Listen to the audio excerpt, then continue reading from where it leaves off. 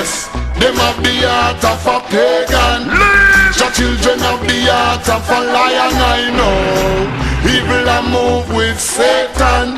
Righteous trod in the countenance of the Almighty One. Them have the heart of demons. The children have the heart of a lion, I know. Evil and move with Satan. Righteous walk in the countenance of the Almighty One. Good people see hostility rising daily.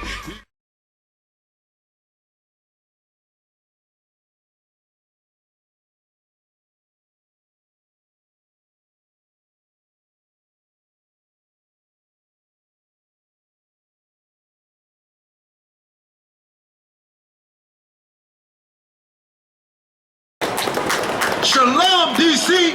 We are the Israelite School of Universal Practical Knowledge. We come from 1 West 125th Street out of Harlem, New York.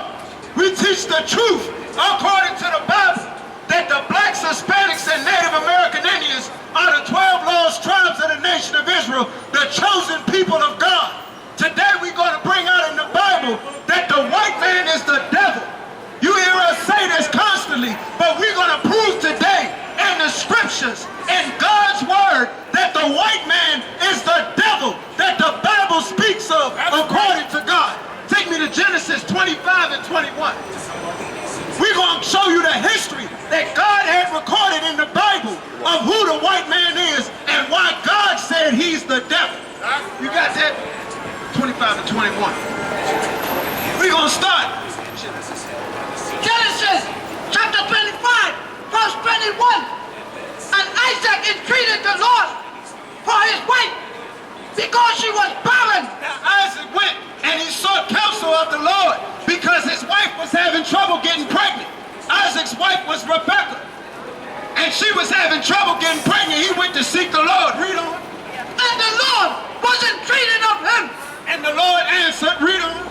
And Rebekah, his wife, conceived. And she got pregnant. The sister was up in age, and because the Lord blessed her, she was able to get pregnant in her old age. Read on. And the children struggled together within her.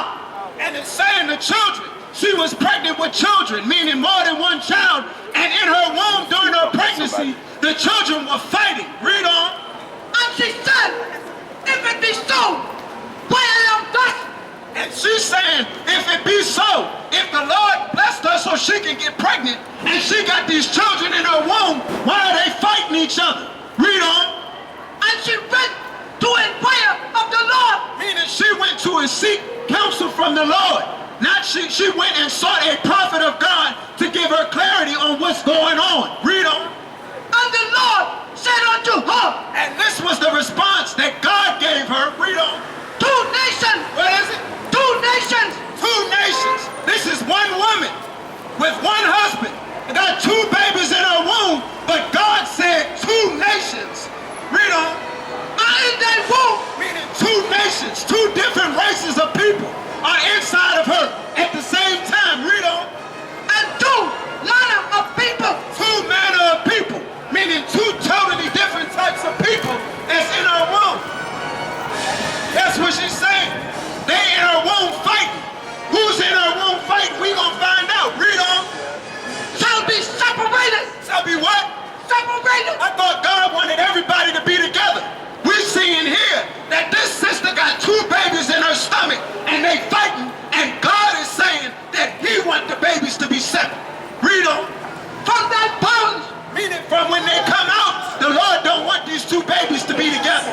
The Lord want them separate. Read on. And the one people shall be stronger than the other people. And he's saying one people shall be stronger than the other people.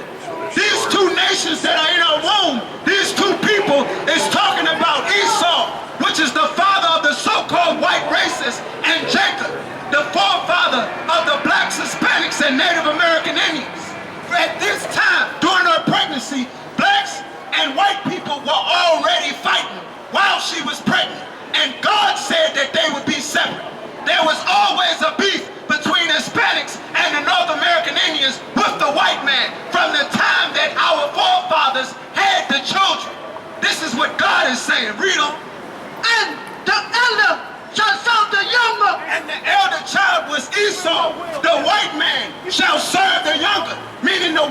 and is supposed to be a servant to the blacks, Hispanics, and Native American Indians. That's what God is saying. Read on.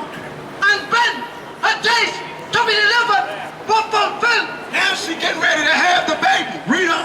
behold, two nations, there were twins in a womb. They were twins, meaning they got the same mother, the same father. They twins. Now it's going to describe these twins. Read on. And the first came out red, They got fraternal twins and identical.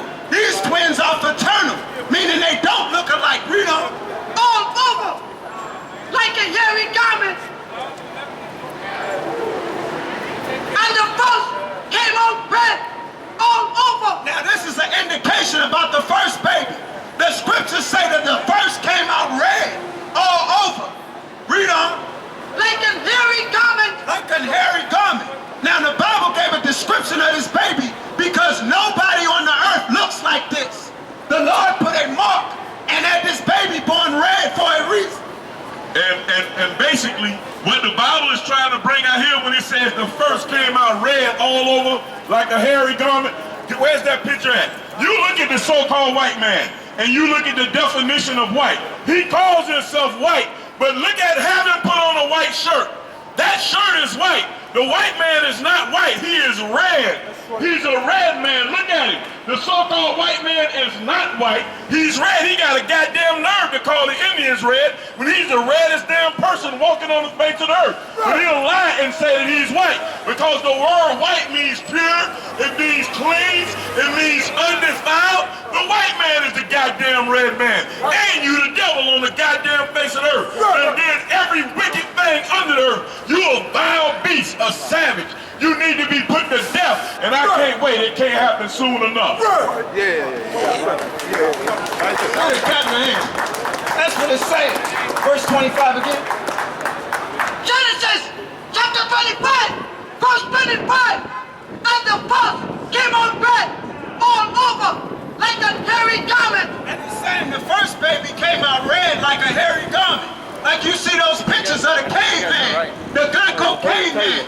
It's giving a description of the first baby that was brought out. Read on. And they called his name Esau. And they called his name Esau.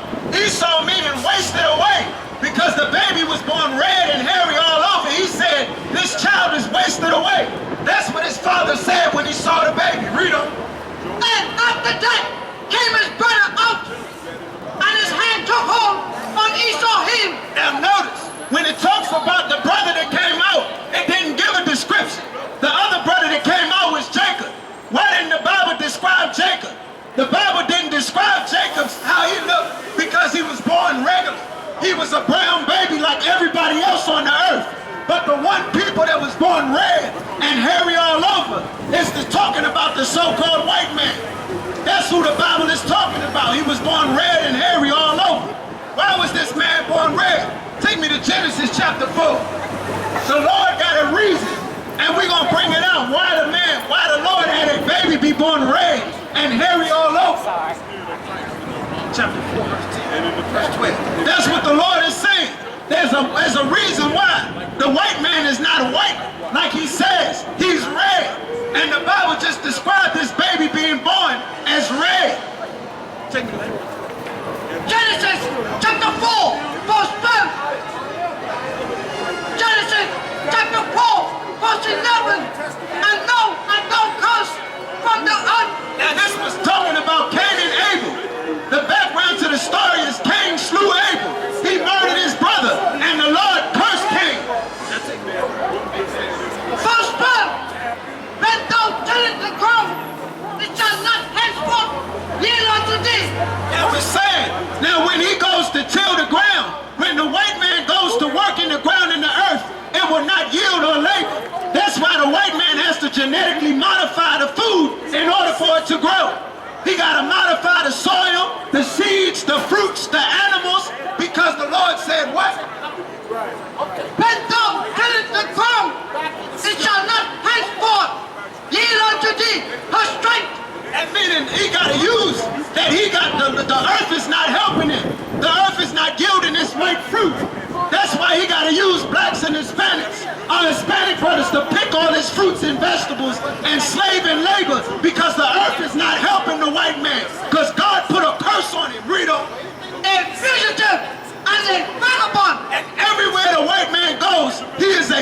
fugitive and a vagabond. He steals, he rapes, robs, and murders everywhere he goes, like the captain brought out. Read on.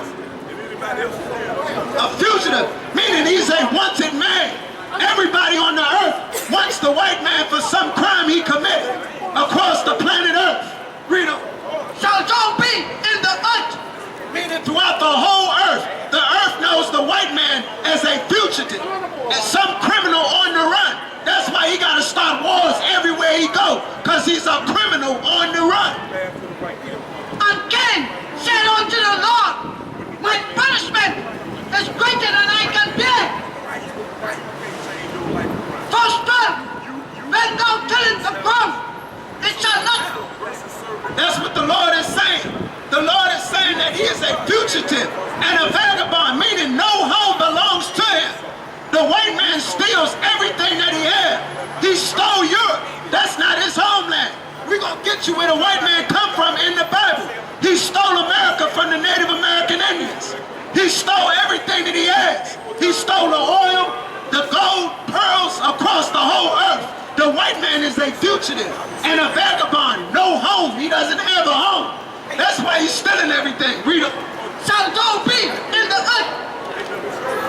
Behold, thou hast driven me out this day from the face of the earth, and from the face shall I be hid, and I shall be a fugitive and a vagabond.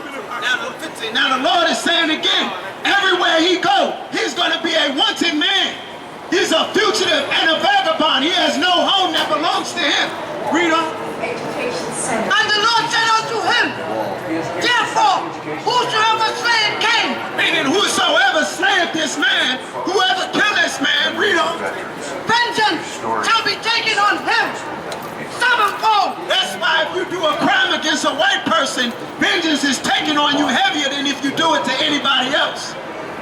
9/11 happened and 3,000 people died and the white man went and attacked the whole Middle East. That's what the Lord is talking about. The scriptures say, when you hear not the scriptures, you hear the complexion for the protection. Like if you do something to a white man, you get punished worse. That's what the Lord is bringing out here. Read on. And the Lord set a mark upon Cain. And the Lord did what? Set a mark upon Cain. And the Lord put a mark upon Cain. Now take me back to Genesis 25. We're going to see what this mark is that the Lord put on Cain. There's a reason. Cain, that mark that the Lord put on the murderer, was reborn back into the earth, and he put it on the white man. 25. Verse 25. And the first came out red. And what? And the first came out red. And the Lord made the white man red because of the mark that he put on him for the murders and the crimes that he committed. So everybody will know the murderer on the earth. That's what the Bible talking about, the so-called white man. That's what the scriptures is bringing out. Take me to Genesis 36 and 8. Now we're going to bring out who the white man is in the Bible. That's what it's important. That's what it's saying. That's what it's saying. The white man is the devil that the Bible speaks of. We're going to bring it out. The history of the so-called white man in the Bible. That's why I'm saying the white man is the devil. Read on. Genesis chapter 36, verse 8. Thus dwelt Esau in Mount Seir. Now it's telling you, Esau dwelt in Mount Seir. What is Mount Seir? Mount Seir is talking about the Caucasus Mountains, where the white man comes from. That's what it's saying, Mount Seir. Read on. Esau is Edom. It's saying Esau is Edom. So when you see Mount Seir and Edom and Esau in the Bible, it's still talking about the so-called white man. Yes, them have the heart of a pagan. The children have the heart of a lion, I know. Evil a move with Satan. Righteous trod in the countenance of the Almighty One. Them have the heart of demons. The children have the heart of a lion, I know. Evil a move with Satan. Righteous walk in the countenance of the Almighty One. Poor people see hostility rising daily. Ignorant multiply brutality. I see that they run gone left mommy. Fi struggle the hard road with fight beginning. living day